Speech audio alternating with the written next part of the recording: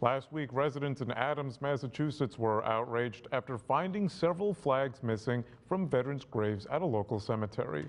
They spent days trying to figure out who stole them, but now they think they found the culprit.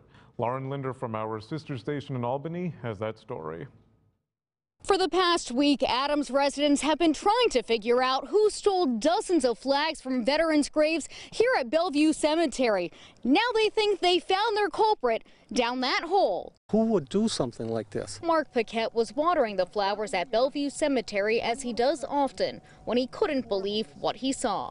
It was just flagpoles on the ground, broken. He found flags missing from all of the veterans' graves at the bottom of this hill, poles left in their holders or broken on the ground. I was concerned that, that it was vandalism. And what would they be doing with the flags? A Vietnam veteran himself, he was upset and reported it to workers on the grounds who replaced them. But a few days later, he came back to find them gone again, this time all over the cemetery.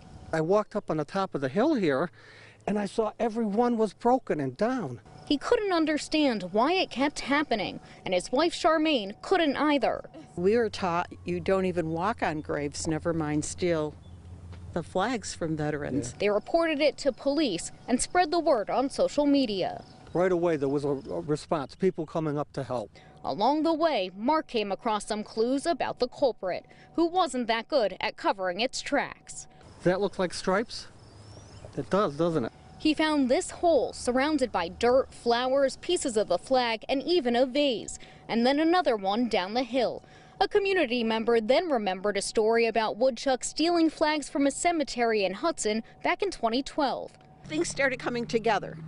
And, you start thinking, at first you're like, could it really be? On Tuesday, they finally solved the mystery after a woman saw one with her own eyes. They saw the woodchuck jump up on a flag and pull it right out of the holder. The Paquettes couldn't have felt more relieved. Hope they had their babies. They don't need any more flags. They'll leave us alone. And are thankful it wasn't a cruel act of vandalism. I'm glad to see that the veterans are respected the way they are. So far, the Paquettes haven't seen any flags missing the past few days, and they're hoping it stays that way.